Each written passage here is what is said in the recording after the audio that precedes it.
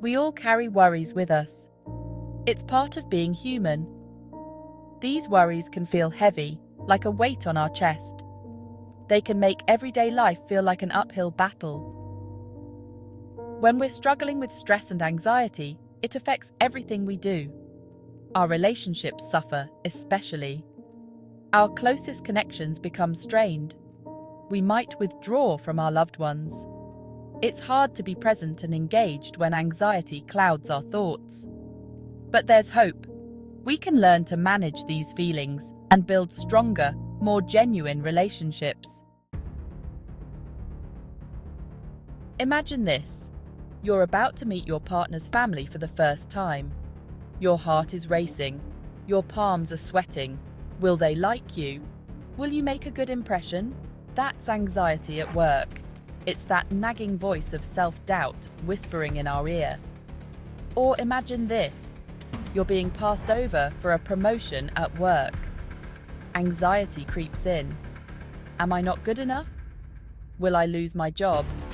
These everyday situations can trigger deep-seated insecurities. If we don't address them, these anxieties can escalate and impact our relationships. When we let fear and insecurity dictate our actions, it creates distance in our relationships. We may become withdrawn, afraid to show our true selves. We might lash out, pushing our loved ones away without realizing it. This fear-driven behavior stems from a feeling of vulnerability. We're afraid of getting hurt, so we build walls to protect ourselves.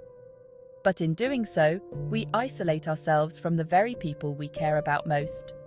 We miss out on the beauty of true connection. To break free from this cycle, it takes courage. It means confronting our fears and insecurities head-on. It means choosing vulnerability over the false comfort of hiding behind walls. This is not an easy task, but it is the path to healing and growth. It starts with self-awareness. Recognizing when fear is driving our actions is the first step. Are we acting out of insecurity or out of love and understanding? Once we recognize the root of our behavior, we can start making different choices. Section 5. Compassion, the path to healing. Compassion is key on this journey.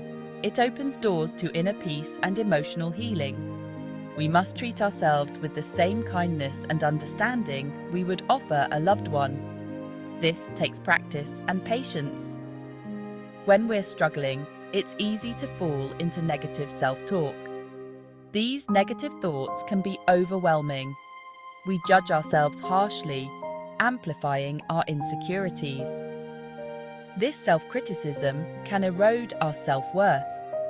Instead, let's practice self-compassion. It's a powerful tool for self-healing. Let's speak to ourselves with the same gentleness and care we would offer a friend in need. This practice can transform our lives. It means acknowledging our pain without judgment and reminding ourselves that we are worthy of love and belonging, even when we make mistakes. Self-compassion is the first step towards true healing. Section 6. Conflict as a catalyst for growth. Disagreements are inevitable in any relationship.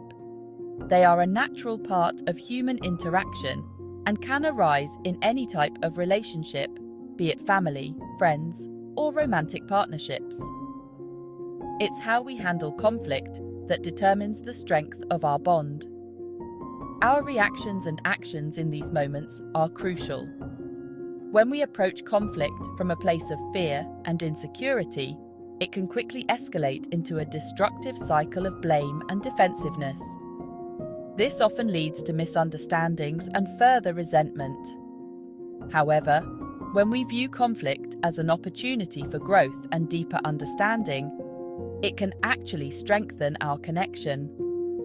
It takes courage and a willingness to face the issues at hand. It's a chance to communicate our needs and listen to our partner's perspective with empathy and an open mind. Through active listening and honest dialogue, we can develop a deeper understanding of one another. Through respectful communication, we can clear up differences and emerge from conflicts stronger than before. This not only fosters harmony, but also builds trust and intimacy in our relationships. Section 7. Cultivating self-compassion. Self-compassion is not selfish, it's essential. When we are kind to ourselves, we have more love to give to others. We show up in our relationships with greater authenticity and vulnerability. We are more present, engaged, and capable of experiencing deep, meaningful connections. There are many ways to cultivate self-compassion.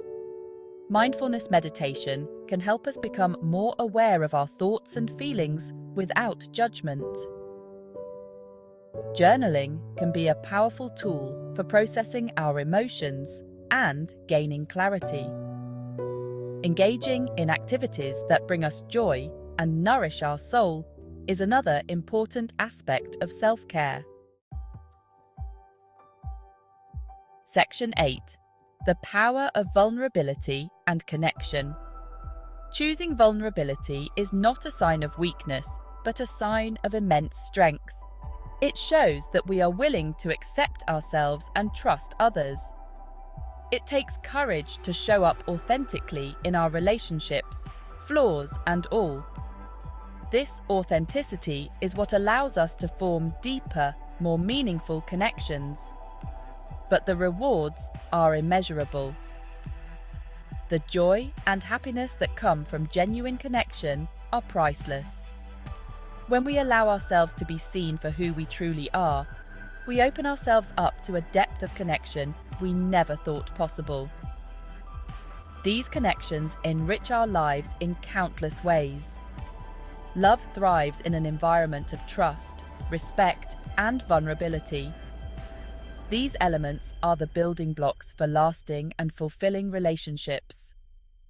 By doing the inner work to heal our own wounds and cultivate self-compassion, we create a solid foundation for healthy, loving relationships. This work is essential for our emotional well-being. We learn to approach conflict with courage and understanding, transforming challenges into opportunities for growth and deeper intimacy. Each conflict offers a chance to strengthen our bonds. Ultimately, by embracing our vulnerability, we discover the true power of human connection. These connections are at the heart of a fulfilling life.